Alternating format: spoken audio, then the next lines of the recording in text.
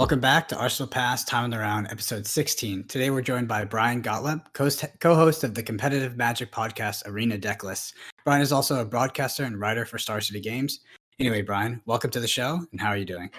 I'm doing fantastic. I just want to say thanks to you both for having me on, and also for being kind of my Sherpas in my quest to understand Flesh and Blood. You guys have been absolutely instrumental in getting me familiar with the metagame. I will tell you straight up, I listened to the Tales of Aria limited episode 3 times.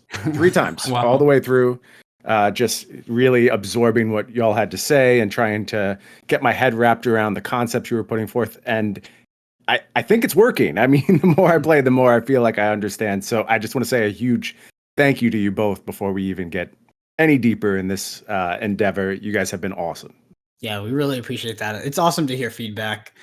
Feedback that kind of makes it all worth it. I know I've been looking at your Twitter, and I remember seeing your Gauntlet deck post where you had I think it was like 6 classic constructed decks sitting out, and like that just gets me excited. Yeah. I don't remember if it was 6 or 8, but I just like It's growing. I wanted to know everything. I wanted to know how each hero played, and I think the hero system is a huge part of the appeal of Flesh and Blood. I'm sure we'll talk about that more. But just when I was in my exploratory phase, I'm like, I want to experience all of this. I want to know what there is to offer. And there was a lot. And every time I finished one deck, I'm like, well, I can start doing this one too. So Yeah, absolutely. So let's transition to kind of our last story piece here, Hayden, which is the romantic tale of how we met. Why don't you start it off? Yeah, sure. So Brendan and myself, we've known each other now for, I would say, not even that long, 5 months maybe. We actually haven't. We met through Sasha. So Sasha, who is 2-time calling champion, not top 8 of Sydney though. Just like to remind him that. Was Brendan's testing partner. Obviously, Brendan traveled to New Zealand with Sasha to play in that first constructed calling. We had the Auckland Blitz calling earlier this year, and Sasha had messaged me and said, do you want to do commentary? I've got Brendan as well. The 3 of us will do commentary. I said, yeah, sure. I mean, I've never met Brendan, but from what you've told me, seems like an all right guy. So seems like a good lad. And then, I think we did like a dry run on the Thursday and Friday. I think we did 2 days of kind of just quick dry runs to get the balance of our personalities and how we would speak to the games, and just to basically meet, because we'd never spoken before. And so I remember the first time Sasha's like, all right, I'll jump off you and Brendan. Like we went back through the Blitzathon, and we were just doing like dry runs of commentary to practice. Mm-hmm. We were showing some dedication here. And then me and Brendan just sort of start bouncing off each other, having these conversations, and then post the calling. So we did the commentary for the calling, and then the week after, Brendan's like, like we usually play games at this time if you want to jump on. I was like, it's like the middle of my day, but it's usually like around my lunch break I can jump on and play some games. Start playing some games with Brendan and Laurel. And then we just started to have conversations about the game of Flesh and Blood more and more. I realized that we're probably pretty similar, I'd say, Brendan, in terms of our outlook on the game and some of our ways that we like to work and think about the game. And I think that's the most important thing. The funniest part is like my favorite part is that. So I was kind of a Hayden Dale fan, like, but obviously I didn't let Mr. Dale know. And I was like, oh yeah, because he was writing for it. Like at that time, I mean, this sounds like I'm literally talking about a crush, but like Hayden had been writing for like Channel Fireball and doing all this like content stuff. It's something I knew I wanted to get into, right? He approached me like I had gone to Colorado for like a vacation, like I was kind of living there for like 2 weeks, and he was like, hey man, so this new set coming out, like what do you think about, like, is there any kind of limited reviews coming out? I was like, I don't know if there's any good ones, like someone's got to start one up. He's like, yeah man, someone's got to start one up. And I was like, yeah. He's like, maybe we. I was like, maybe we. And then it was just like, I'm always like, oh, okay, let's do it. We were just thinking the same thing. Yeah, I was like, Yeah, so we're just like, we're gonna do it. We're gonna start this, kind of do this like limited resources-esque like full review, which we thought at the time was like crazy and like, kind of like nobody else was doing it. Turns out a lot of people did it, but I still think ours was well done and successful. And then from there, it was just like, okay, are we gonna be a limit? Like we can do like a limited podcast. And I was like, I don't think we can keep it there, but like, and then we just kind of started with Arsenal Pass, kind of ran with it, and it's been a crazy journey. But that calling that we commentated is hilarious because it was in the middle of COVID. So I literally had not played the game outside of like, playing some games of Sasha after Arcane Rising came out since like the constructed calling. I remember Sasha was like, "Do you want to do commentary?" And I had always talked to Sasha, and I told James before that I like really wanted to do commentary, and it was like probably where I saw myself ending up in the game eventually. Just because I'm like a bit older and like I have a career and things like that, and I just don't know if I'll be able to compete, in a few years when people get really hardcore in the game. Yeah. And so this was like that break. Like this is like, oh yeah, I mean, of course I'm gonna say yes. And the amount of studying I did to try to prepare for that was ridiculous. But the one thing I couldn't get my head around was freaking Wizard, which is funny because that's how I play now. I remember during the matches, I told Hayden, I was like, "Yeah, I'm gonna be more of like a color commentator. You do the detail stuff." He's like, Hazel is like, "Yeah, so Jason Long is really, he's 14 cards away from his stir, and then there's the blazing. Brennan, what is the exact line he gets out of this?" And I'm like, "You know what, Hayden Dale, you're a calling champion. Why don't you tell?" I had no freaking idea. I was like, "What is going? Like, dude, don't hit me with that." Anyway, let's head on to kind of the second thing we have on this list. Last week we did the top 3 underrated cards. So this week we're going to do the top 3 overrated cards. Hayden, I'm going to let you start. Yeah, so, I mean, we just had a chat before we started recording. We kind of liked what we did last week with those top 3 cards, and we think it's something that's is kind of interesting as well, because the card pool started to grow, and we're seeing the game develop over time. And there's cards that still haven't seen play. And on the flip side of that, there's cards that are still seeing a lot of play that maybe we think are being a bit overplayed, or they've had their day in the sun. So, Brendan, rather than 3 each, I think we've got 5 here that we're just going to run through and give our views on, why we think people might want to start to stray away from these cards a little bit, or don't need to be playing as much as maybe they're being played right now. Let's start with... and go ahead. Yeah, we get into it? I was gonna say, like, a lot of these cards are really, really good. Like they are good. So we're not saying these cards are bad, because they're obviously not. They're popular cards. They're good, and they're good for a reason. But they are definitely like back to that original word, like overrated. Played a bit too much value put on them. And yeah, see them in a lot of decks where they probably shouldn't be. Yeah, overplayed, overrated, I think was then. And in no way any of these cards bad. I think, in fact, all these cards good. All right, next card.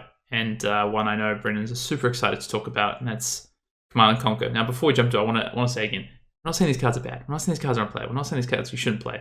But these cards definitely, in our eyes, overrated, overplayed. Command and Conquer, why?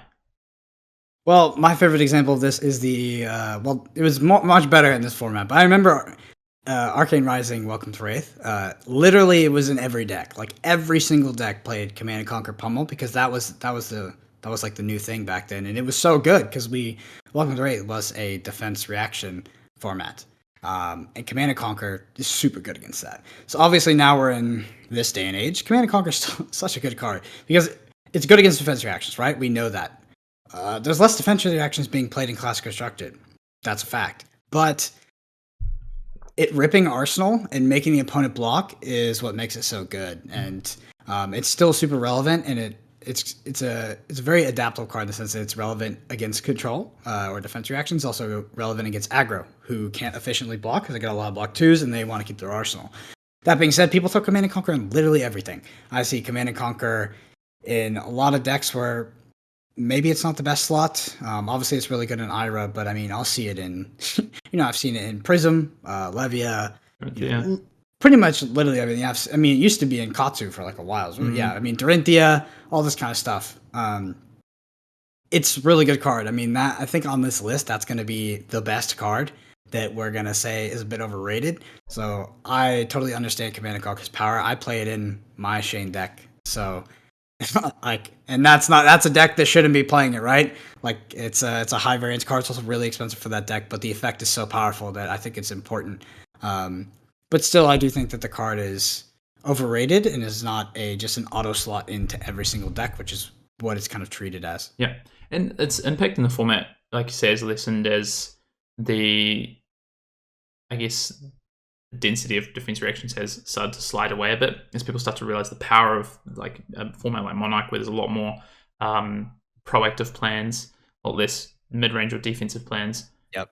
So on the flip side, you do force people to block, but people are building their decks to defend a lot better with 3 defense, things like that. So there's certainly times where it's still super viable, but I think one thing that people do as well with Command & Conquer is it's just like, it's an auto-include in decks, and then it doesn't come out for any matchup.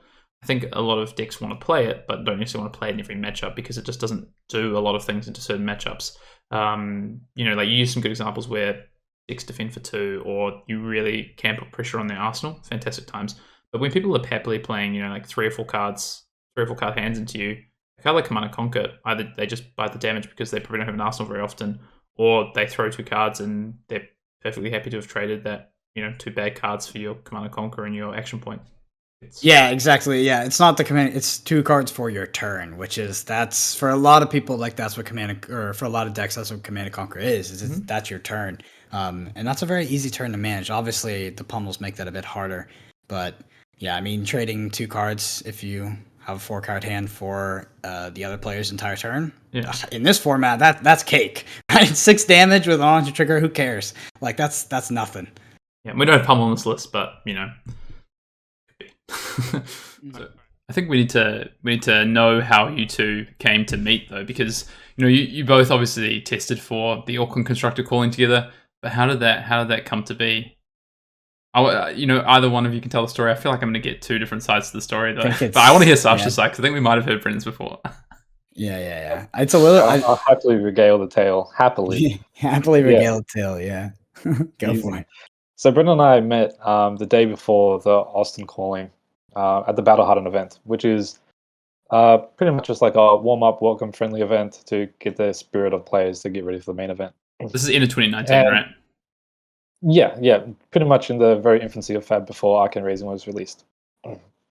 And so I'm sitting at the table waiting for the event to start, and up comes along this burly bruiser, Brendan.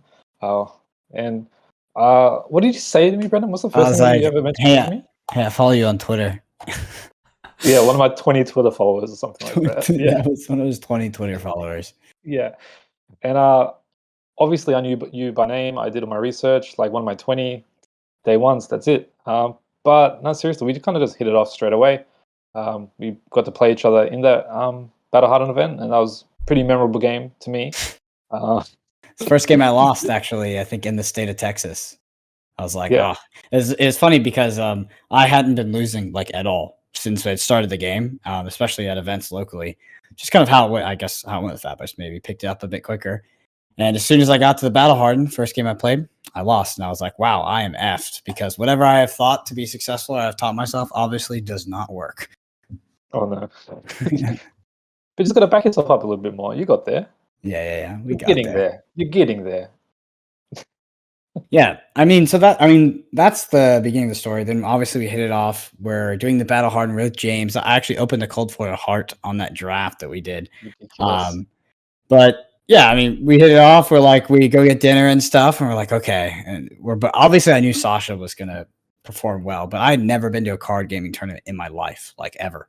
Never competed, anything like that. And he was like, "You're gonna make the finals with me. We're gonna be the finals." And I didn't believe it. Day of the calling, Swiss goes well. We actually opened each other's seal pool, which was hilarious, because in Welcome to Wraith, that's like a huge deal, because things like Pummel, Razor Reflex, these are, that's a big deal. We played in like a late round, but eventually we both made top 8. I think Sasha might have been first seed and I might have been second seed, actually. Can't remember. Played through the top 8, the top 8 rounds, met in the finals, and had a bit of a non-game versus Sasha, actually. I had kind of set up a pivot turn regarding Snapdragon Scalers, and I just wrote down the damage and forgot to activate. So yeah, that was anticlimactic, but it was all good because at the end we were all friends. And I had, I decided that once that happened, you get the tunic, you get the money, and I was like, you know what, I'm just going to put all this money towards, to travel to New Zealand to play the first, constructed calling over there. And, kind of the rest was history. I mean, obviously the Auckland calling is a whole nother story, where I almost just destroyed and dismantled Sasha in the Swiss rounds, but ultimately didn't get there, was one cycle away. And I think Sasha bubbled in at 8th, and I bubbled out at like 30th or something because the bubble was so big. What? And go ahead. What did you almost cycle to, Brendan? I don't understand. Well, you're gonna see a little card on the wall there. It's got a yellow pummel. So we had switched the deck the night before because we're crazy, and we had like 3 spots open. We're like, you know what? we're just going to leave that 3 spot for the mirror. You can let it be a secret, whatever. Tell each other, it doesn't matter. We didn't even know if we'd be able to be playing each other in Swiss. And mine was like I can't remember what it was. If it was a regurgitating slog and there was like a slogism in the deck plus the pummel. And basically, I'd set up this hand and it was beyond like the 3rd or 4th cycle of the deck, or maybe I think it was just 3rd cycle of the deck. And I'd been tucking it with E-Strike and Stink Blows because the deck had so many, and it's been hiding this pummel and trying to get it very close to this dominated regurgitating slog. But unfortunately, I died like literally on the turn cycle before. I remember sitting across from Sasha. Obviously, we're very close to time in the round, and I remember I just flipped the next 4 cards off the top of my deck, and it's just like, it would have been juicy. But I was happy to see him win. It was one of the cooler experiences in my life, was watching him kind of duke it out in the finals for 8 hours or however long it took. Yeah, that was a slug of an event. So while you guys are talking through your bromance and how it came to be, just for our audience out there, because this is time in the round. People do watch this, guys. So, but so this is 2019, right? So 2019, you guys meet the Austin Calling. You guys start testing together. February 2020 is the first constructor calling. So that's what we just talked about there, where Sasha ultimately wins with the form. It was originally named Spaghetti Tornado, right? It was the original name of the deck, now more commonly known as Ninja Turtle. I don't know how we didn't coin Ninja Turtle from the beginning. It was so obvious, but we were just too attracted to that meme, Brendan. But that's about it. I think we're on TTS, not TTS. We're on Untapped.in. So back in the day, and we just randomly clicked onto this custom card game thing, and there's these kids that just made their own card game, and there's this card Spaghetti Tornado, and I don't know why. We just okay, that's what we're calling it. Yeah, that's the deck. So it was because when we were talking about it pseudo publicly, we didn't want anyone to pick up on what we were talking about. So, a code name. It's always good to have a code name. You can talk about it like Kingdoms. Yeah. But like Kingdoms, the best sealed set that's ever been released, Kingdoms, and then we get Tales of Aria. Tales is pretty good draft. I like draft a lot. Pretty good draft, yeah. Pretty good draft. I love a very good draft format. Avoided the sealed part. I want to finish the story out with Sasha, because I feel like we're in the midst of it now. It's interesting. So 2020, get to the Auckland Calling, and then the world basically shuts down, right? So Brendan, you fly home. Yep. Some would say tail between your legs. I don't know. That's not my words. That's what I've heard. And then what happens next? What are you guys thinking about? The next event? What? Because these online leagues start up. Sasha, that's when we probably met a bit more. We'd met at locals here in Sydney. But then these events start to happen. So what was the next thing for you guys? So effectively, after the Auckland Constructor Calling had completed, I started my courting with LSS to kind of see what opportunities could be available and just express my interest. And I kind of got the signal that wait and something might happen. So I bided my time, and lockdown made it very easy to bide time. And playing the leagues was probably one of the most fun highlights of Flesh and Blood in the last 2 years for me. I got to connect with a lot of people like yourself and build some cool relationships and just have a bunch of fun. It's that Arcane Rising era is always going to be shrouded in mystery of what actually happened and what was good, and it was brute. But it was one of the most fun times. Huge for us, and I really appreciate it. Anyway, Steven, I got to talk to you about just give me your kind of calling experience. Obviously, we talk about the Las Vegas calling being the most important and kind of historic event so far, something that will go down in history. What was your experience like? And also, what was it like to commentate that? I mean, it's just such a monumentous event. So to be the kind of the front man, it's a pretty big deal. Yeah, it was. So my experience in a very personal level was, I'm sure, very distinct to a lot of people, because for me, it was incredibly exciting to be at that kind of an event. And I don't go to a ton of just giant events when it comes to card games or anything like that. So for me, it was incredibly exciting, and one of those things that obviously everyone marks their calendar for something like that, but even more so for me, because it was one of those huge events that I don't often get to go to or haven't in the past. But for me, it was also a little strange because I guess in a way it was like a work trip. I viewed it from that scenario because my goal going to the calling was, one, to play in the premiere event because that was going to be incredible. And so I checked that off the list early. And then after I did that, I was like, I'm probably not going to get to play another game of Flesh and Blood, but what I am going to get to do is hopefully help people around the world get to watch some good games of Flesh and Blood. So for me, it was definitely a different and distinct experience because I went to it knowing that once Friday was done, it was all about trying to give everybody that was watching, just like an enjoyable or more informative experience from the commentator's perspective. And it's kind of a weird position to be in, but one that I really enjoyed. I thought it was absolutely fantastic. And as you said, it was the up until now, it's like the premier Flesh and Blood event as far as like population notoriety. It's right up there with the callings that we've had in the past, overseas.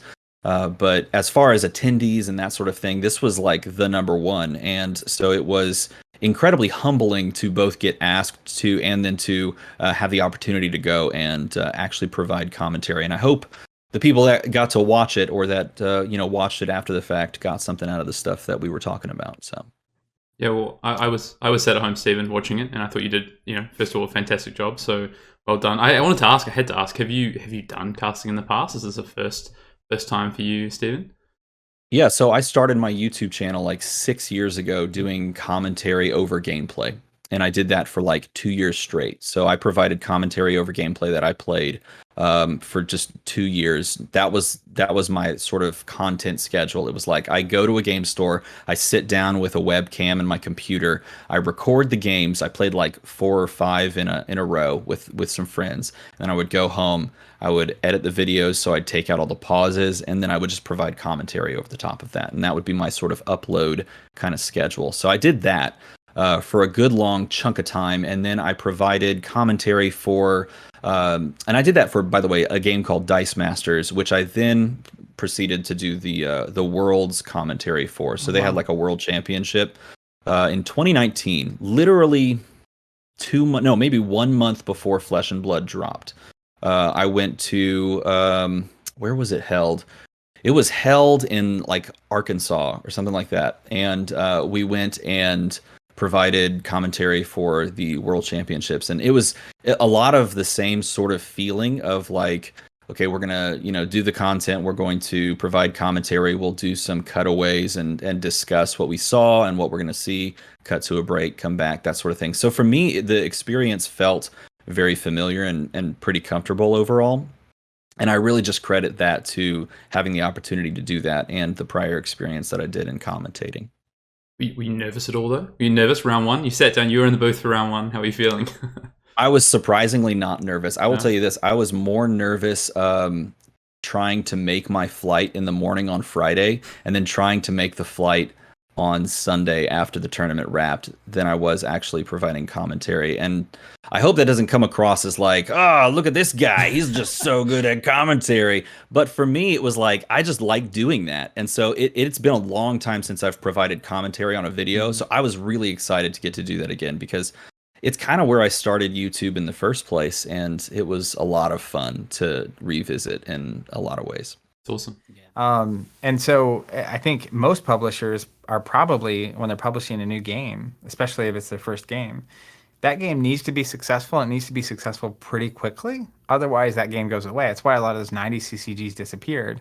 Beyond the fact that there were a million CCGs, is they probably didn't have the ability to last 4 years, right? To get to the point where you're actually sustainable, whatever that ends up looking like. So all the way to just even the recent bannings, right, with Duskblade and Seeds of Agony, compared to Fantasy Flight Games' handling of like Destiny, which is their most recent collectible game. The fact that they're communicating that before a set comes out, they're being honest about it, right? That, hey, we made a mistake and here's what happened. And that they're addressing it immediately instead of letting it linger in the meta, right? Or just let Chain rotate out, right? They could have allowed the rest of the calling season, rest of the year to kind of play out.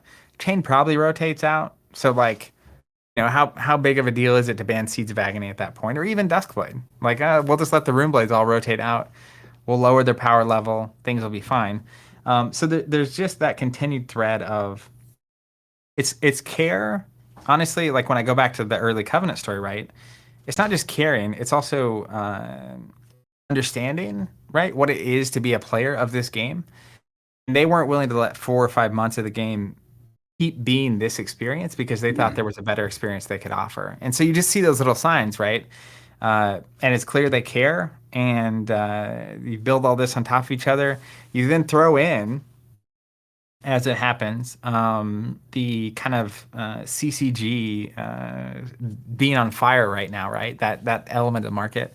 And I say this a lot, actually. It's a kind of a comparable situation for me. But like when I think about a calling or world championship for Fab, if you want to win, I think you have to be incredible at the game. I think you have to be incredibly prepared for that particular meta, whatever that is. And I also think you have to get a little bit lucky, right? You need the right pairing. You need the right card to flip when you're drawing. You're drawing off the top of your deck, and you just need the right cards to hit. At some point in the tournament, right? You're playing 15, 16 rounds against players that are all really good. Something's got to bounce your way. So Legend Story situation, I think, is similar, right? I think they prepared for years. I think they were prepared for any situation to come their way. They are prepared for the pandemic to hit. They had the resources to weather that storm and the plan to do it. And then they're also prepared for success, right? And some things definitely bounced their way, but I feel like they were prepared to be successful. That's a good way to put it. There's like a key word that you say, which is honesty. And I think that's like one of the most important things and most prominent things that Legendary Studio sort of emulates that I feel as a player. Is I feel like all the decisions they make for the game are genuinely what they believe is good for the game. Because like you say, when we talk about change, like it looked like Living Legend was actually, changed around at a perfect time for change to kind of just rotate out after domination. But then we look at, potentially a very oppressive kind of, series of callings, and then nationals where chain might be very dominated. And they took kind of this is definitely the harder path, like definitely the riskier path to go ahead and ban scenes or ban. Yeah. Cause like it genuinely, like if, especially when we're looking like, say this is the explosion of Fab, right? We had our proof of concept, we had our Vegas, we had that. And now we have an influx of new players. And the first thing these new players see is something like this. It's definitely, there's a non-zero, part of it that is not good for the game, but they genuinely believe that this is going to lead to a better game, a better format, and, increase our player experience. So while the method may have been a bit jarring, I think as a player, I'm impressed and I want to kind of like follow them more. Like I think it was actually kind of an incredible decision. Yeah. Isn't that crazy? And I think, it could have been a moment. 99.9% of other publishers, just based on my experience, would have handled that moment so differently. Even the reality that they already had the Living Legend thing built in. I think that's a clever thing that they did, right? Non-rotation. I think that's genius. Most publishers wouldn't have done that, right? Because they wouldn't understand how to handle that, why rotation can be problematic, etc. But they already built that in. So like they had a solution, and it could have been, hey, we'll just let this play out, rotate out, and then we can say, look how smart we are. Like when things are a little too good, they go away and it's not a problem, right? And instead they were very proactive about it. So it just feels like they understand what it's like to be a player and what it's like to actually experience this game, which is not altogether common when it comes to publishers and tabletop, honestly. Yeah, whenever someone talks about Flesh and Blood and what LSS do well, I think you can sum it up. What I like to sum it up is they are players who have built a game for players, and they're introspective enough that when they make decisions, they think about those decisions as a player, not just as a business at the end of the day, which is just fantastic for, I think, I guess the growth of the game, and why, me and Brendan have actually talked about this a lot recently around like the seeds banning and things like that we feel optimistic about, even though, this has happened, the game's life looks good beyond this, which is great. And we're actually going to walk into a national season, right? Or a calling season, which you're both going to be playing some of those. That looks really healthy, whether it be the PTIs, whether it be nationals. And I think that's really exciting. Go ahead. I think you have some announcements for it's Hat Week. Day. It's Hat Week. Yeah, it is Hat Week. It's Hat Week on Arsenal Pass, whatever that means. Brendan, it means it's 6 a.m. We're recording this in the morning, and I'm tired. Yeah, Brendan's up at 6 a.m. It's 10:15 on a Saturday evening for me. So a little bit different time schedule for us. Doing it a little bit different this week. Brendan is wearing a lady's sun hat to back up, or it's a Uni6 hat to back it up from the blazer that he was wearing in our deck tech, which has just gone up on our channel as well. Brendan, want to jump to a few things, talk about time of the round today. But firstly, how's the rest of your week been? Dude, my week was a wash.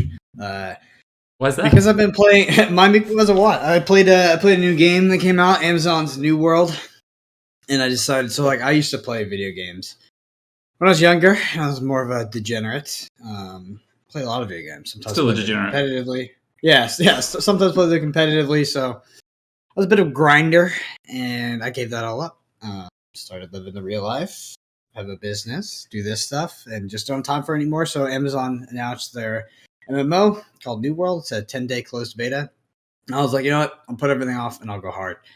I can't put off the Arsenal Pass stuff, but yeah, basically was playing I played like 10, 12 hours a day for the past 4 days. And yeah, that's all I did. I lived that.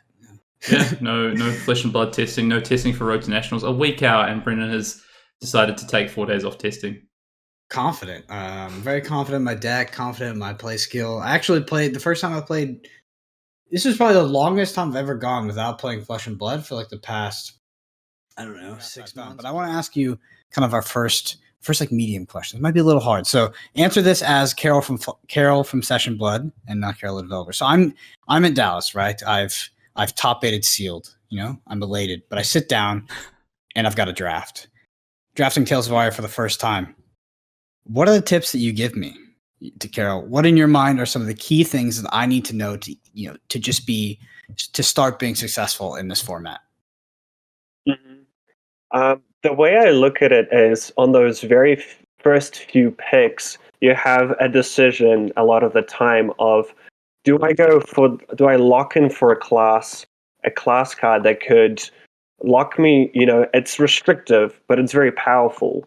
Or do I go for an element which leaves me open, but it might not be as powerful because it kind of lacks that power of a class card. So in my opinion, it's kind of, the decision's always between power and consistency. Do I want to stay open, go for the safe pick, or do I want to risk it and go for the high risk, high reward type pick? That's the kind of, and I feel like that kind of depends on how you are as a player as well, which I find quite interesting. Is when we do the pick one, pack one kind of series on the Flesh and Blood YouTube, you all of a sudden we all kind of go into it thinking, oh, this is so obvious. Of course you picked this. Mm-hmm. This is just the best card in the pack or whatever, or oh, this leaves me so open. And then you watch the video and everyone picked something completely different, So I think, one of the things that's kind of, the first kind of, I guess, tip I'd say is to really see it as this kind of trade-off of power versus consistency. But also a lot more so, I feel like, than other draft formats. And this is where that decision kind of hinges on, is understanding the signals. Signals are huge in any draft format, but especially in this one because of how many directions you have, how many options you have to go. So if you go for a very powerful pick and you pick, let's say you pick the best Oldham card, you see some extremely powerful Oldham Majestic, and then 5 picks down, you notice that all the Oldham cards are being hosed. How do you adjust? Do you still force it? And basically try and give a big signal to the person next to you that there's no Oldham here. Don't try even bother to go into this, and then really hope for a strong pack 2 where you be the one who kind of gets the current of the Oldham stuff? Or do you switch and kind of cut your losses and move into something else? So I think signals is a thing that any draft is very, any draft hinges on signals, and I think it's really important. But it's even more so important in this particular one, because there's a lot of subtlety to signals. You could be like, okay, they might be in this class, and I'm not getting much of this particular element, but which can like ultimately shape your draft. So I think, yeah, my tip would be to, if you're not familiar with picking up on signals, try to practice that. Try to practice trying to get a read. It's especially around that pick 4 or 5. I feel like that is a good time to really be kind of, okay, I have a feeling that, like, you just get a feeling that the table is picking this particular class or element and leaving this, which I can jump into. I think that's really important to practice. Awesome. I think those would be the two major tips. For sure. I guess the third one also is evaluating fusion cards.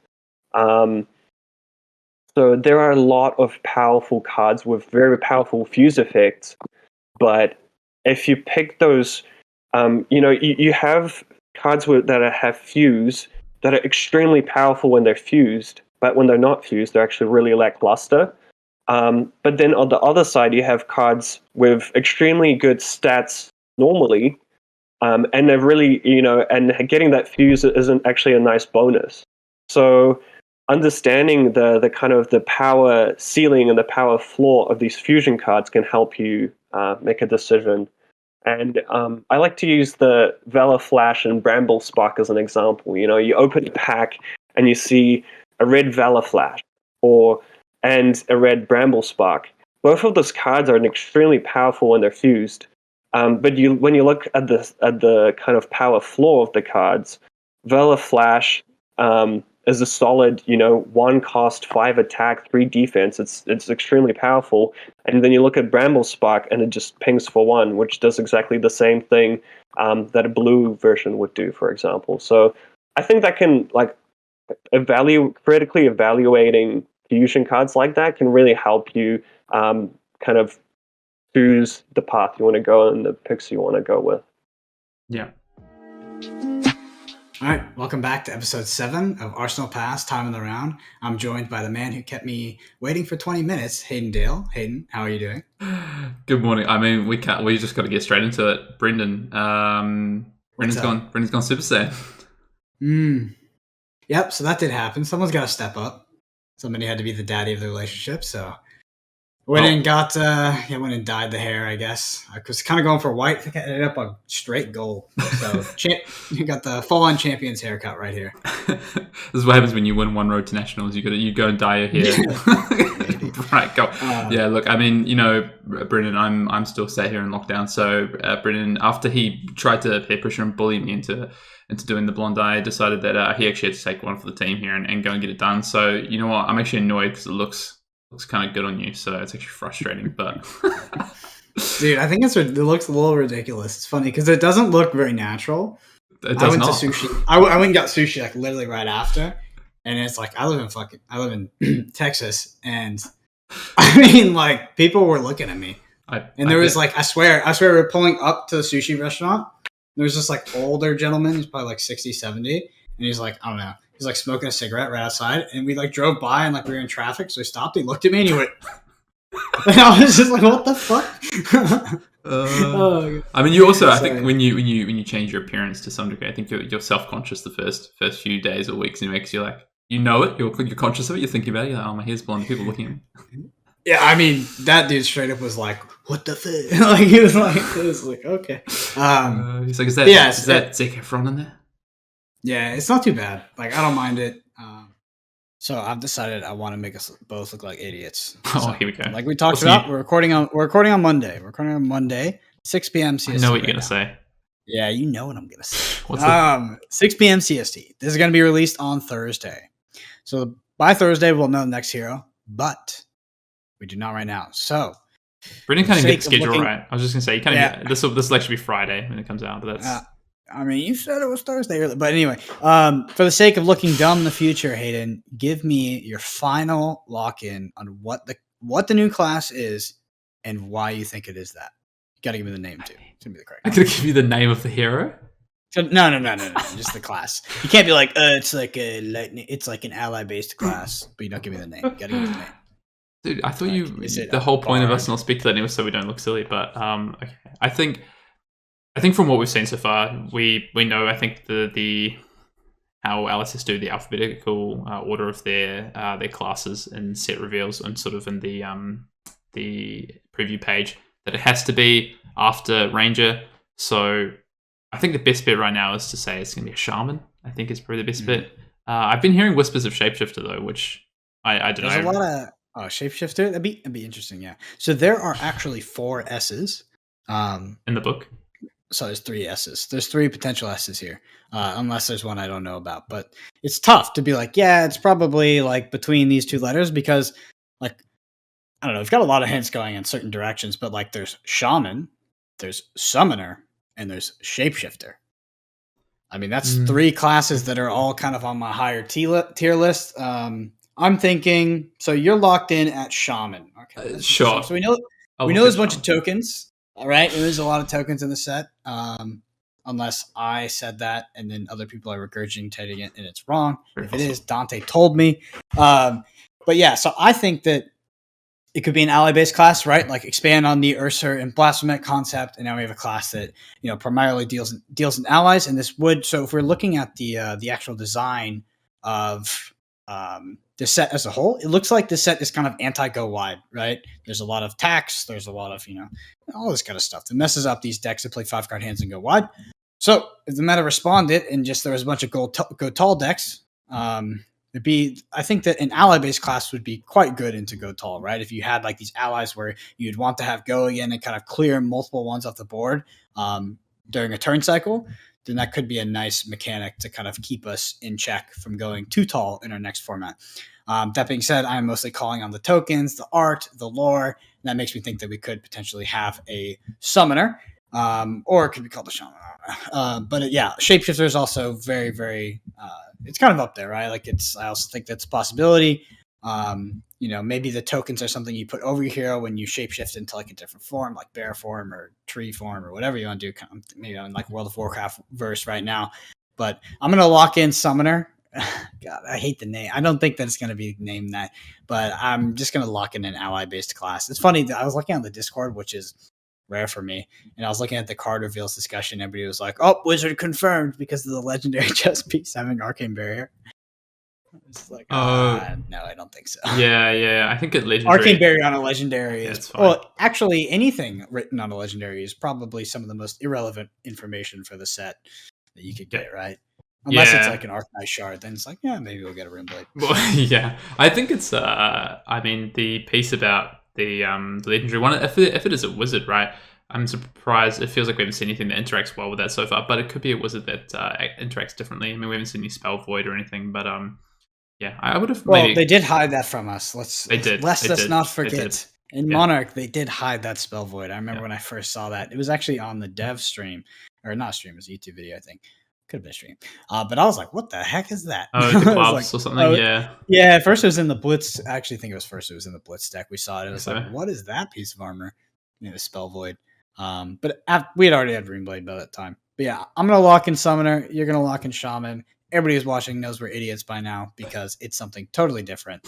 But yeah, this is why we don't do it. And then you put the video out afterwards, and then this is why, as you can tell right now why me and Brendan stick to like gameplay and more competitive content, and like focusing on getting better at the game and leveling up and key and core concepts. Because as far as speculation goes, I'm terrible at it, and Brendan's slightly better than terrible. So Dante's also a member of our testing team, a person that we've kind of been around a lot in recent time. I met Dante for the first time in Vegas, and had some interesting experiences meeting him for the first time in person. Slept in the same room as him, and it got a bit weird, but not in the way you think it did.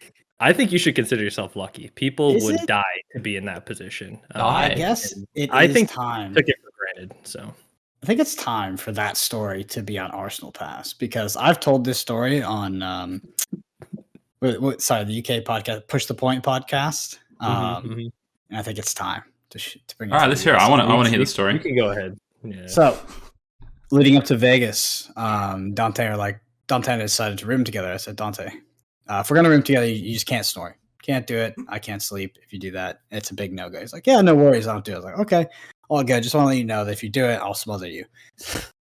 So we go for a few months. We have everything booked. And then apparently like a couple of weeks leading up to it, he messages an old roommate and he's like, hey, do I snore? And the roommate's like, yeah, for sure. Or something. And Dante just doesn't tell me, of course. I land in Vegas. Dante lands a little bit after me. He landed before me. I landed after. And then because he's Canadian, I decided to walk him around the Vegas Strip. Walk around for about 2 to 3 hours. I just remember Dante was like, my feet really hurt. And I was like, he's like, I'm really tired. I was like, okay, well, we are back. And we go Both our feet really hurt. Thank you very much. We went on like a 15-kilometer walk. So we go back for the night and we go to sleep. Right? And what Dante does is he doesn't snore. He's laying in his bed and he's about to fall asleep, and he just like whenever he moves his body, he just makes this violent like animal just dying sound, kind of like just weird. So I was sitting in my bed and I'm just like sitting there, I'm like, he just kept doing it for like 20 minutes. I was like, damn, I really made him tired on that walk or something like that. I don't know. But that's Dante's thing. After that he slept like a baby, no problem with the sleep. But every single night, just like shit, and he would just like curse and just all this stuff. But he has no recollection of doing it. Crazy enough. It's kind of nice that you watched him go to sleep, Brendan. Made sure that he was okay. Well, he would be listening to his audiobooks.